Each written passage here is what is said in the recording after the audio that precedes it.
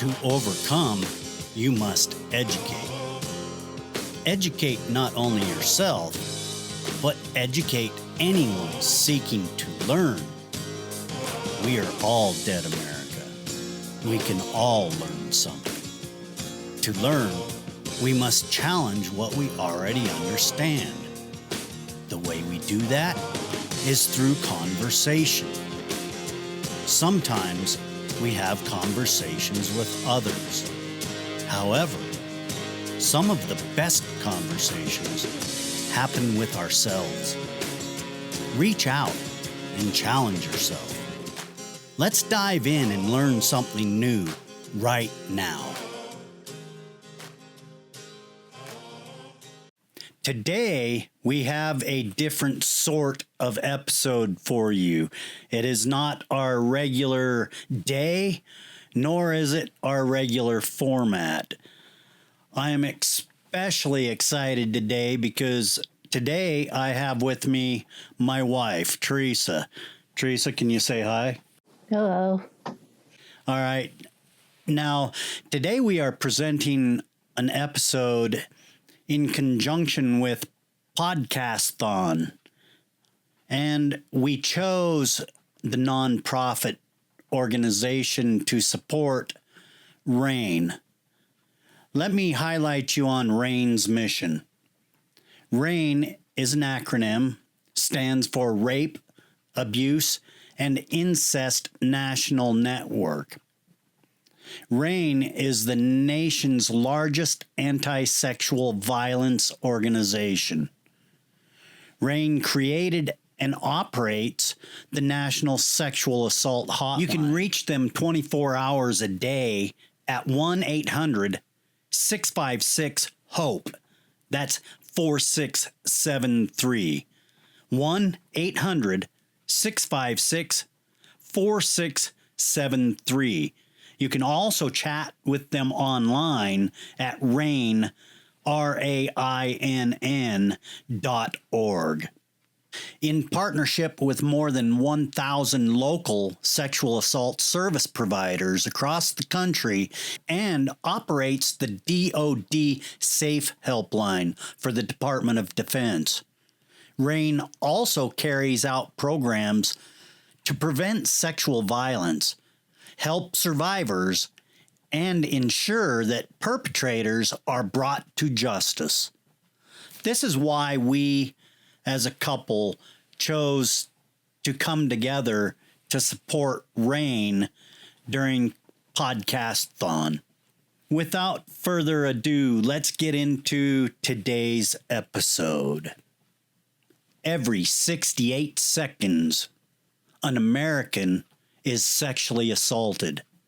And every 9 minutes, that victim is a child. Meanwhile, only 25 out of every 1,000 perpetrators will end up in prison. Do we see something wrong with that? Every day, hundreds of Americans are affected by sexual violence.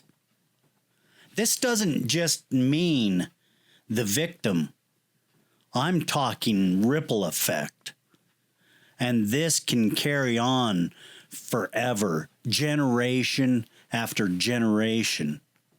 And as long as nobody is willing to stand up and really look at the scope of this problem, victims of sexual violence, child and teen victims, they will continue to be harmed, and generations to come will be affected by that harm. My wife, Theresa, she went through major assaults as a child. And I can say, after many, many years of struggling, we are finally starting to get a grip on the problems that we face as a couple, not only because of her sexual predator, but my own. I faced sexual predators of my own, my family, and outside of the family. Theresa, how did it make you feel all of those years because of your sexual predator? Angry, hurt, humiliated. Kind of, they make you want to feel like you're the only one that it's happening to, so you don't want to speak out to anybody, or else they intimidate you and make you afraid to speak out. So when we met,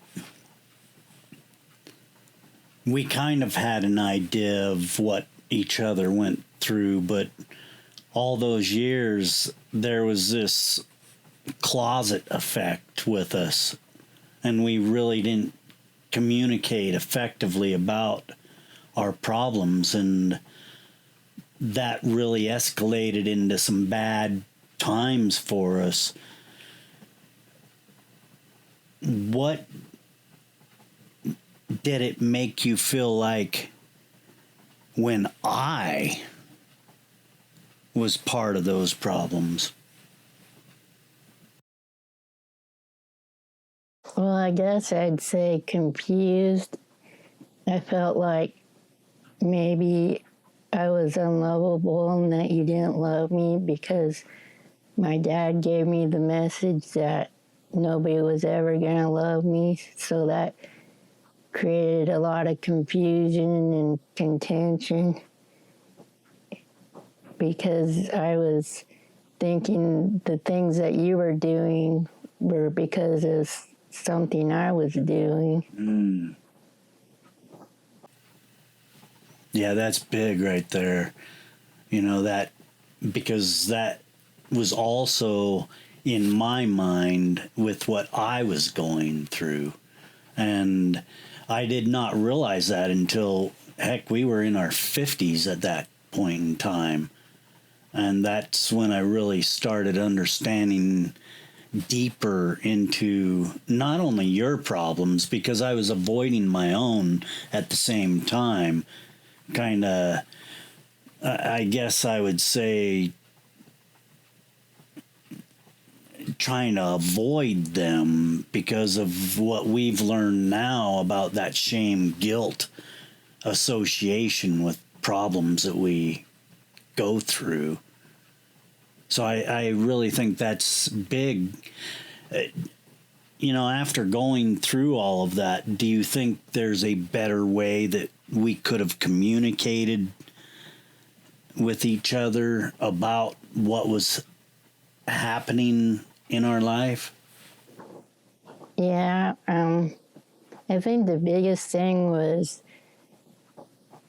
fear because we were afraid of what each other would think about us if we opened up and talked about what happened with us, and losing family members and things like that because of how we felt and how we understood.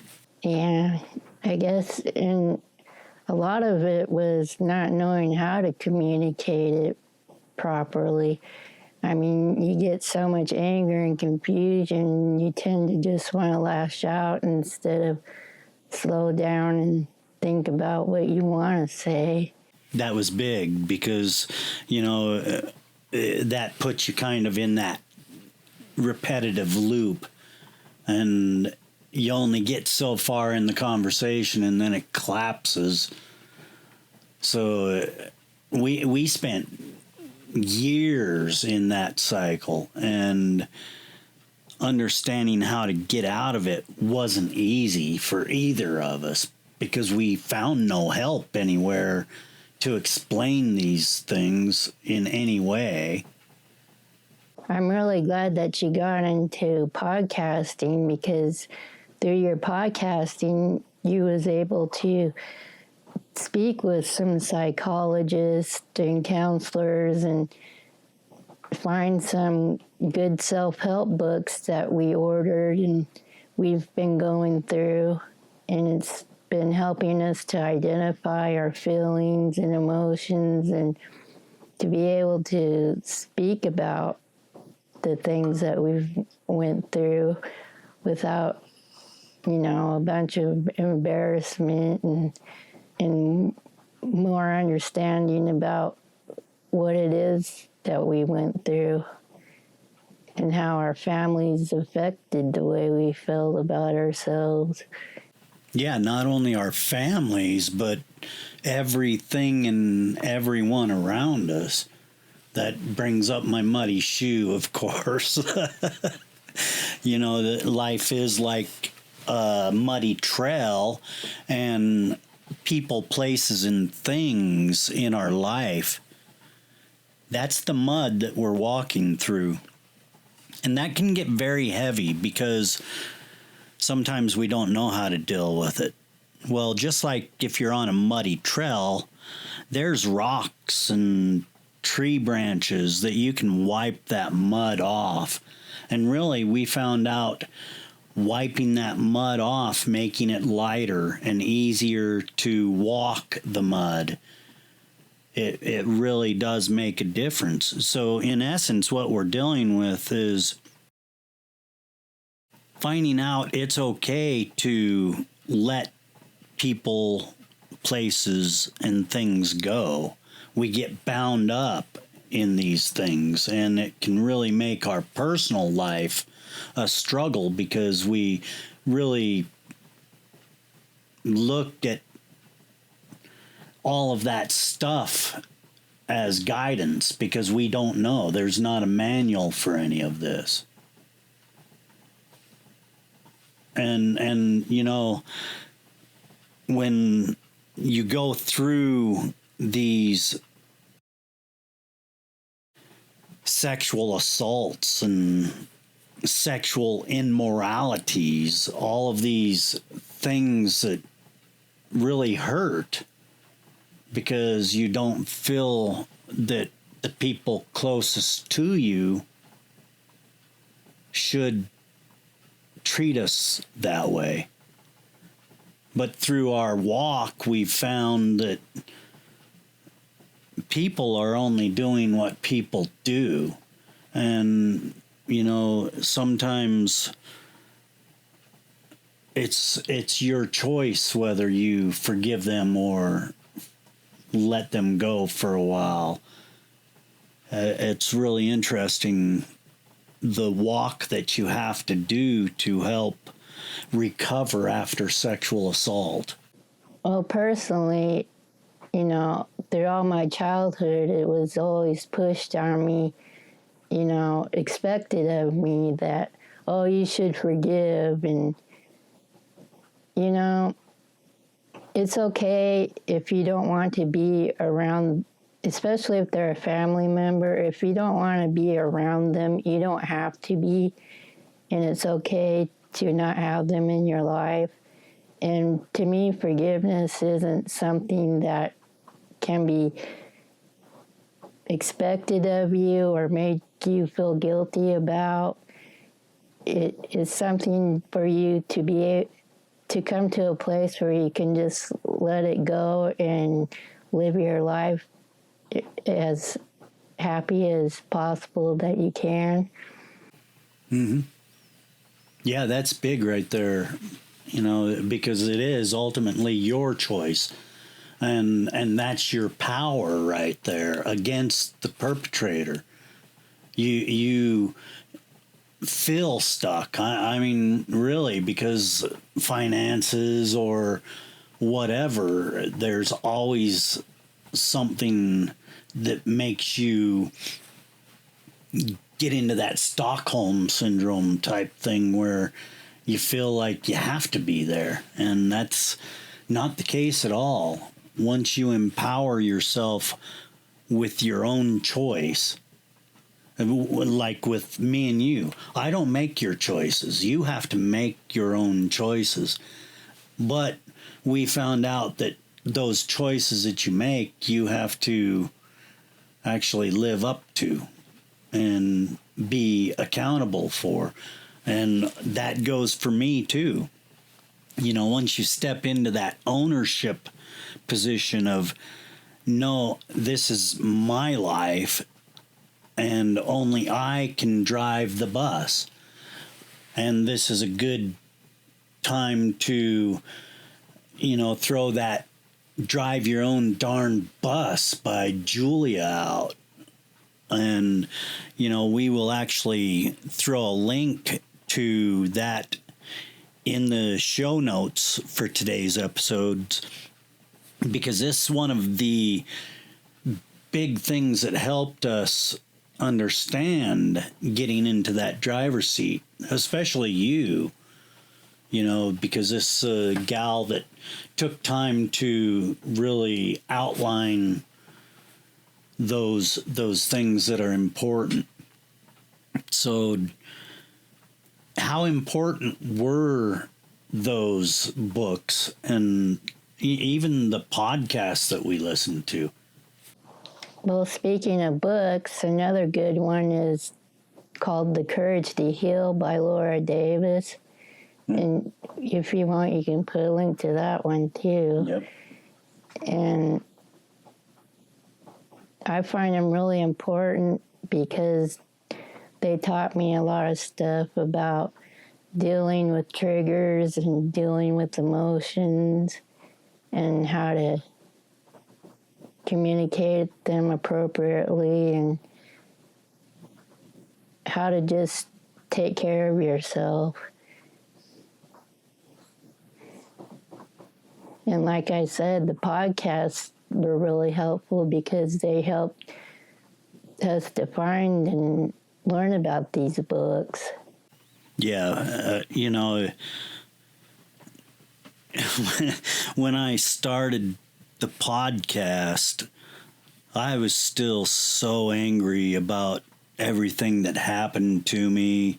You know, not only my injury, but losing my mother and, you know, losing like my manhood. I felt I just felt that everything I had to give was, you know, tied up into fixing things and going to work and being that head of maintenance. And then when I lost it all, it really put me through turmoil. So, you know, podcasting really helped me release and figure out that we're not alone in any of this. Not only was I going through, you know, the issues with my own life, I was still dealing with the responsibility for you and my leadership role in our family, and not understanding how I was going to be able to provide that is huge. But yet, I take that particular time as the moment I was crushed in the rubble. And then God started putting in his mix to create that solid foundation where I can now stand on truth and logic and really understand my position is much less than what I really thought it was. And I think if people understand that they have to give some things up to achieve happiness, it's really big. Now, with all of that being said, our struggles and our life has been filled with this sexual, I don't even know what to call it. Dysfunction. That's a good word for it. You know, because we didn't know half as much as not even a quarter of the amount that we thought we knew. And when we were 17 and ready to dive into life together, that was a big part of stepping out of that old troubled life, and we put expectations on our new life before we even knew who and what we were. So why I highlight that is because of the ripple effect in the sexual assault and violence, especially against children. We could carry on and give so many stories about this, but I really think that it's important to highlight what RAINN does and some of the definitions that are related to a lot of this dysfunction. So let's take some time here, unless you have anything else to add at this time. No. Okay, so let's take and look at some of this, the types of sexual violence. All of this can be found on RAINN.org. That's RAINN.org. The website that they have is very informative, and it is loaded with resources and information to help you combat the sexual violence in your world. The term sexual violence is an all-encompassing, non-legal term that refers to crimes like sexual assault, rape, and sexual abuse. Many of these crimes are described below, and we're going to look at a few of these in detail. Number 1, sexual assault. Number 2, child sexual abuse. 3, sexual assault of men and boys. Number 4, intimate partner sexual violence. Number 5, incest. Number 6, drug-facilitated sexual assault. So let's dive in and look at some of those. First, sexual assault. Sexual assault can take many different forms, but one thing remains the same. It's never the victim's fault. That's so true, as we found out, because that, can sometimes make people feel that there's something wrong with them. Yeah, some people have a lot of guilt and or shame, and it keeps them from wanting to talk about it, and even they feel guilt because they're afraid, like, it might split their parents up and they might get the blame, or big one, or they did something to cause it. And these people need to know that, they did not do anything to cause what happened to them. And to even carry that further, I have questions about the mentality of the perpetrators. And, it's definite in our experience that it really felt malicious in many ways, how your perpetrator kind of came against us after we got married and you were out of the house. The vile tactics just kept coming. Instead of support, we got shamed and judged and mocked, ridiculed. It really is a point in time that is confusing. And, you know, being young and getting married, for that to happen, it was just very confusing and conflicting in many ways, because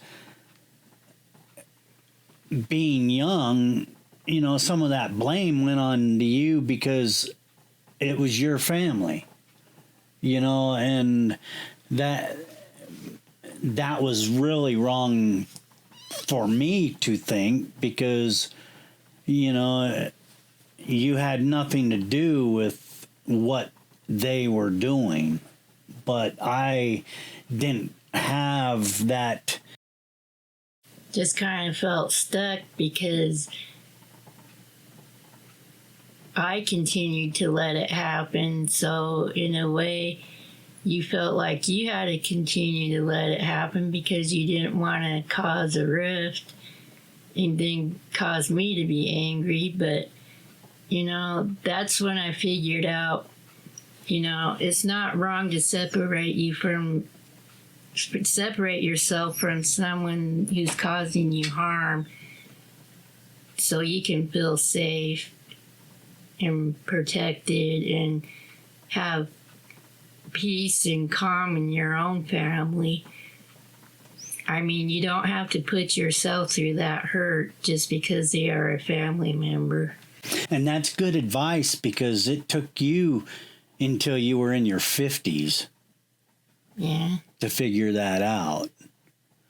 And, you know, trying to figure out how to help you see that was very frustrating. Well, that goes into, well, this person claimed after all the abuse happened, they decide, oh, they're a Christian, and there was a lot of guilt placed on me about forgiving. Oh, you're not a good person if you don't forgive, and you'll go to hell if you don't forgive. And that's why I was saying forgiveness can't be expected or put a lot of guilt on you. You have to be able to heal and come to a place of forgiveness on your own. Yeah, you can never tell when the forgiveness is going to happen. So you really just have to heal yourself. It's not up to other people to make you happy. You have to do that yourself. We've made a poster to hang on your wall to remind you of that. So let's get back into the list. It says, what is sexual assault? I think this is good here. The term sexual assault refers to sexual contact or behavior that occurs without explicit consent of the victim. Some forms of sexual assault include, but not limited to, attempted rape, fondling or unwanted sexual touching, forcing a victim to perform sexual acts such as oral sex or penetrating the perpetrator's body, penetration of the victim's body, also known as rape. And I want to add to that a little bit. I think that just the gesture of calling out, you know, it's called catcalling, I think, you know, and men and women do it now, where they just think that it's all right to, hey, that's some fine ass or something like that, you know. That also should be considered sexual abuse or sexual assault. You know, it's unwanted and it's a sexual gesture towards someone. So once we start really diving in, we can actually understand you have to control how you think, act, and feel in this world today. Next, child sexual abuse. When a perpetrator intentionally harms a minor physically, psychologically, sexually, or by acts of neglect, the crime is known as child abuse. What is child sexual abuse? Child sexual abuse is a form of child abuse that includes sexual activity with a minor. A child cannot consent to any form of sexual activity, period. When a perpetrator engages with a child this way, they are committing a crime that can have lasting effects on the victim for years. Child sexual abuse does not need to include physical contact between a perpetrator and a child. Some forms of child sexual abuse include, but are not limited to, exhibitionism or exposing oneself to a minor, fondling, intercourse, masturbation in the presence of a minor or forcing the minor to masturbate, obscene conversations, phone calls, text messages, or digital interaction, producing, owning, or sharing pornographic images or movies of a child, sex of any kind with a minor, including vaginal, oral, or anal, sex trafficking, any other contact of sexual nature that involves a minor. And the page goes on, and I think this is really important to highlight. What do perpetrators of child sexual abuse look like? That's pretty easy. You can't really tell, but there is a lot of information here that outlines it. So again, we are on RAINN.org, RAINN.org, and we are sharing information about sexual abuse and rape, these violent things that happen to us. Let's carry on. Sexual assault of men and boys. Sexual assault can happen to anyone. Men and boys who have been sexually assaulted or abused may have many of the same feelings and reactions as other survivors of sexual assault, but they may also face some additional challenges because of social attitudes and stereotypes about men and masculinity. I can tell you this is big, and just like any other of that shame, guilt, men are subject to that same feeling. But I really feel that it's much harder for us to just come to grasp with what has actually happened to us. And that's my own opinion. I don't want to underplay any abuse, especially to children. But just by nature and that masculinity profile, stereotyping, it does have this weight to it. And I'm sure any sort of rape does. But I think more men really need to stand up and highlight their history with this type of abuse. I think it can help other men and boys come out of the hurt and hate that this can really cause. There's a lot of information on RAINN about this. And, it also says the same thing. Who are the perpetrators of sexual assault against men and boys? Well, over 90% of children and teen survivors know the perpetrator who abused or assaulted them. Among adult survivors of rape, 80% know the perpetrator. Sexual offenders may use physical force or coercion tactics to facilitate their crimes. The next up is intimate partner sexual violence. Sexual violence most often is perpetrated by someone a survivor knows. And this includes intimate partner relationships.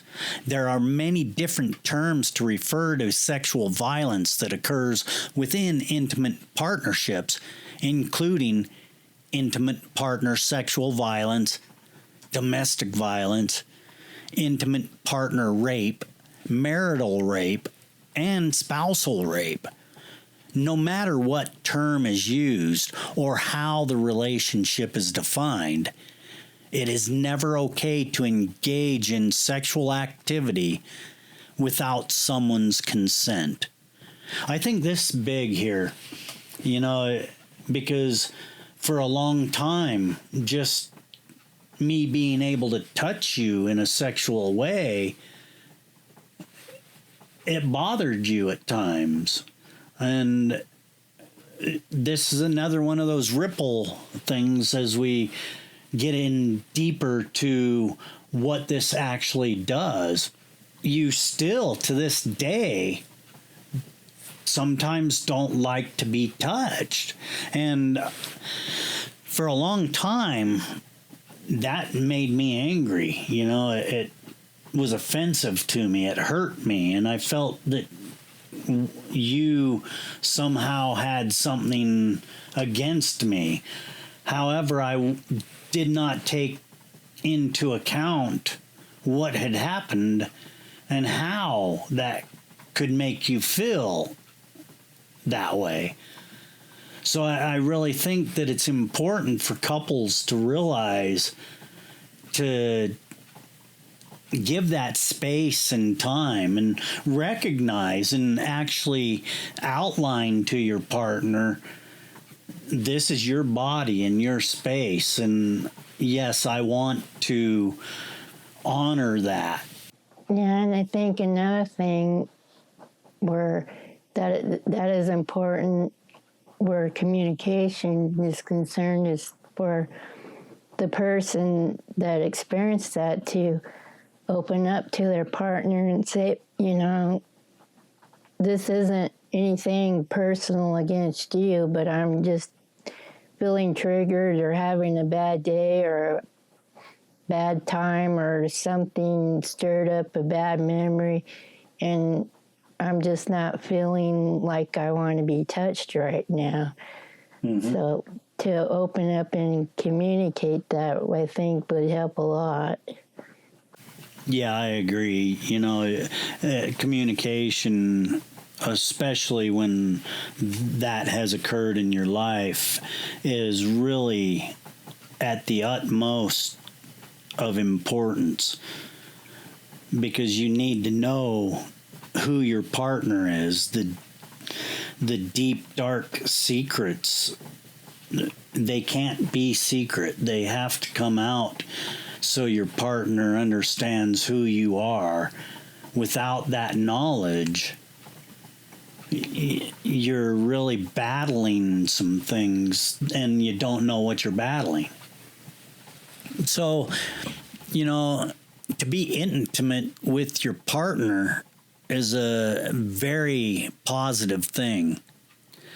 But because of sexual violence, rape, just these intolerable things that occur in our life. It can be very difficult later in life when you want to be intimate with your partner. And restoring that, it does really take that buffer zone and really letting your partner know that, hey, I understand, it's okay, and take that time to trust me and understand I'm here for you. I think it's really big. Let's move on to the next one. This is a big one, incest. If you've ever experienced sexual abuse by a family member, you are not alone. And what happened to you is not your fault. While it may be difficult to talk about, you should know that it is an issue that impacts many people. The majority of juvenile victims know the perpetrator, and approximately 34% of perpetrators in cases of child sexual abuse are family members. While incest is often underreported, RAINN frequently offers support to survivors of incest of all ages through the National Sexual Assault Hotline. If you want to talk to someone confidentially about what you are going through, visit online.rainn.org anytime, 24/7, to speak with a RAINN support specialist. What is incest? The term incest refers to sexual contact between family members. Laws vary from state to state regarding what constitutes crimes of incest, child sexual abuse, sexual assault, and rape. Regardless of state laws, unwanted sexual contact from a family member can have lasting effects on the survivor. I can tell you from my family's experience, this breaks families apart, and it puts a distrust in the victim and the perpetrator. It's really funny how that might sound, but it is very true. Once that occurs, there's a distrust factor, and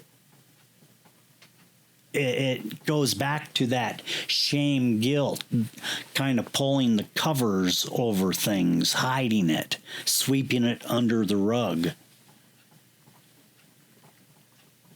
And incest is very hard to deal with, especially when the parents themselves have been molested and abused. And that gets back into that generational curse. It just keeps happening. And that's why it's so important that we all figure out how to talk about these things with each other. We can prevent a lot of this from occurring by educating others. And that's what we're doing today, discussing this. This was not easy for Theresa to actually record an episode with me, but it does show you that through that hard work and baby stepping it in, you can find that comfort, that safe zone where you can start releasing it and exploring more comfort in your life. And there's many ways to do that. Let's go on a little more here. The next is drug-facilitated sexual assault. In cases of drug-facilitated sexual assault, survivors often blame themselves. Remember, you are not to blame. You are the only one allowed to make choices for your body. Using drugs or alcohol is never an excuse for assault and does not mean that it was your fault. What is drug-facilitated sexual assault? Drug-facilitated sexual assault occurs when alcohol or drugs are used to compromise an individual's ability to consent to sexual activity. These substances make it easier for a perpetrator to commit sexual assault because they lower inhibitions, reduce a person's ability to resist, and can prevent them from remembering details of the assault. Drugs and alcohol can cause diminished capacity, a legal term that varies in definition from state to state. You may have heard the term date rape drugs to refer to substances that perpetrators use to commit sexual assault, such as roofies. Alcohol is the most common substance used to perpetrate drug-facilitated sexual assault. Drug-facilitated sexual assault can happen to anyone by anyone, whether the perpetrator is an intimate partner, stranger, or someone you've known for a lifetime. How often does sexual assault occur in the United States? The number of people victimized each year. Inmates, 80,600 were sexually assaulted or raped. Children, 60,000 were victims of substantiated or indicated sexual abuse. General public, 433,648 Americans, 12 and older, were sexually assaulted or raped. The military, 18,900 experienced unwanted sexual contact. 9 out of every 10 victims of rape are female. 17.7 million American women as of 1998. 10% are male, 2.78 million American men as of 1998. Here's a breakdown of locations where sexual assault occurs. The majority of sexual assaults occur at or near the victim's home. 55% at or near the victim's home. 15% in an open public space. 12% at or near a relative's home.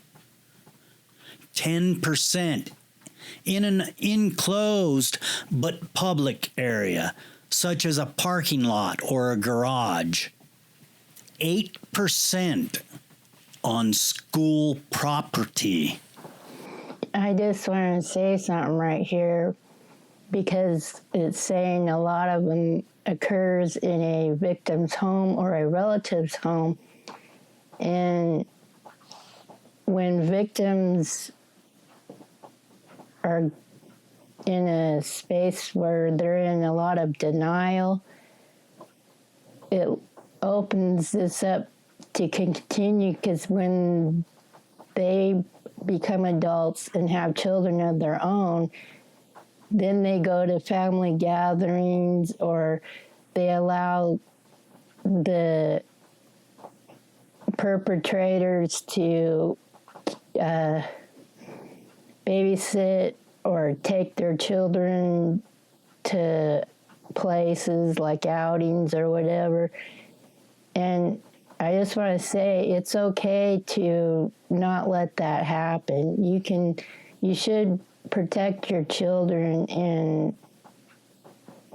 put boundaries and say, no, it's not okay for you to babysit my child or to take my child somewhere, like a zoo or whatever they want to take them to. You should never leave your children alone with somebody like that. Yes, you are ultimately responsible for your children, and it should be you or your spouse. That's the only people that should be alone with your children. And, there are so many more statistics to just compound the problem.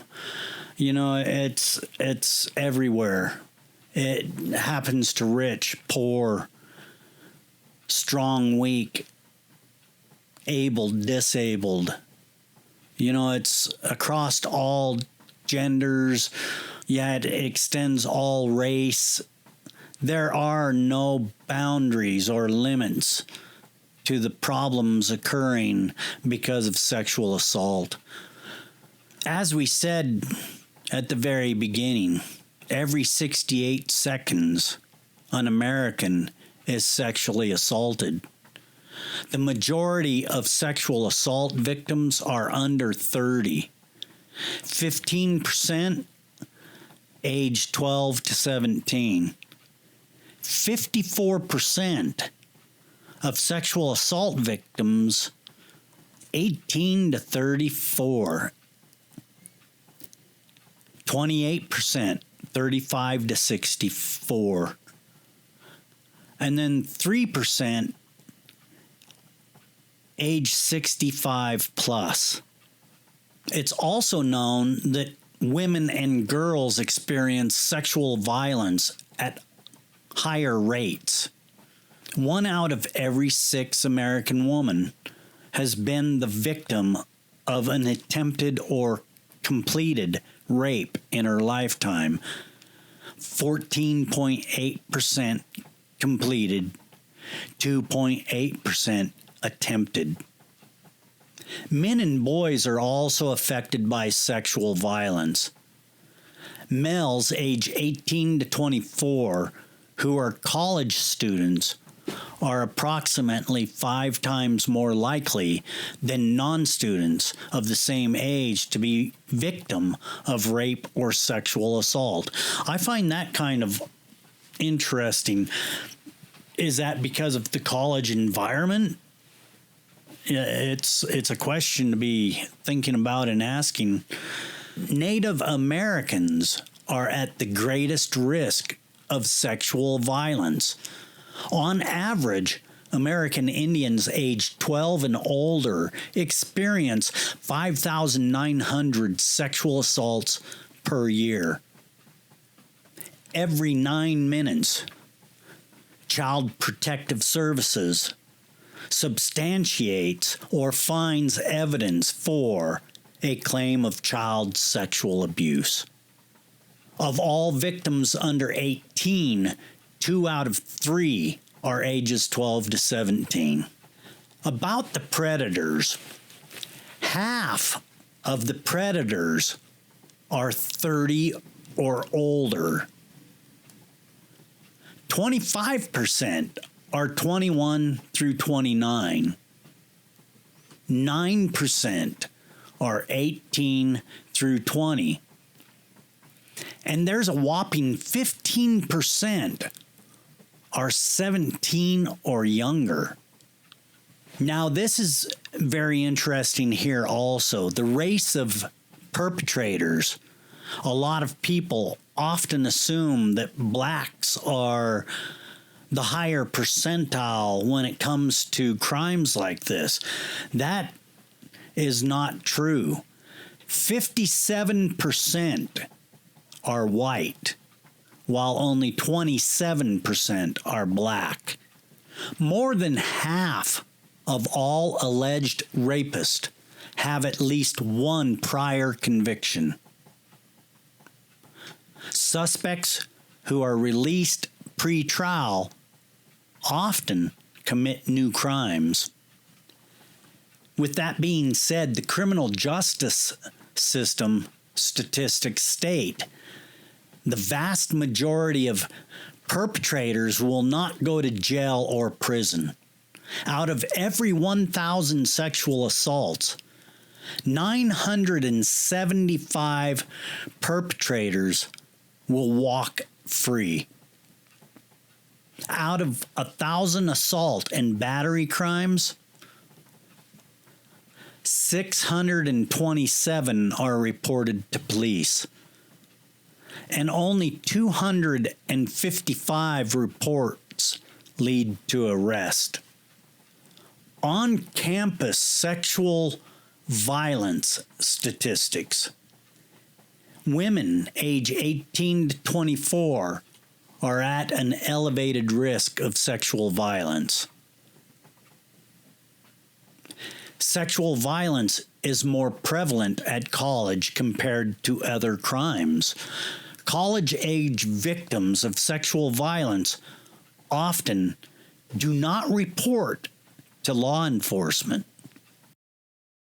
I think that's very important that people understand reporting these things is very important. No matter who it is, why it is, if we are unwilling to stand up against this sort of thing, it's only going to get worse and worse as time goes on. There's a lot of argument that I've heard, well, you can't report it if somebody's innocent. But I've found out that that's really the job of the justice system, to find out who's guilty, who's innocent. And if we're unwilling to use the system or the mechanisms that we've established by law, then these perpetrators have already won. With that being said, I really feel that it is very important to highlight this type of subject in our world today. And I want to say thank you to my beautiful wife, Theresa, for stepping up to the plate and helping me highlight these problems, because I don't think I would have done it without her. So in closing, do you have anything else you want to share about any of this, Theresa? Well, I just add to what you were saying about we need to stand up and for ourselves and speak out. You know, even if you can't get a family member to believe you or listen to you, there are other people to reach out, like this RAINN.org, or a teacher, a pastor, a close friend, or a friend's family, somebody to reach out to, or even the police. Just whoever you can get to listen to you. Yeah, because sometimes it is very difficult to navigate. Well, not sometimes, always. And help is always a blessing. Yeah. All right, with that, I ask that you go to RAINN.org, that's RAINN.org. Support them and support each other by getting involved, standing up, and Thank you for listening, and have a great afternoon, no matter where you are. Thank you for joining us today. If you found this podcast enlightening, entertaining, educational in any way, please share, like, subscribe, and join us right back here next week for another great episode of the Dead America Podcast. I'm Ed Waters, your host. Enjoy your afternoon, wherever you might be.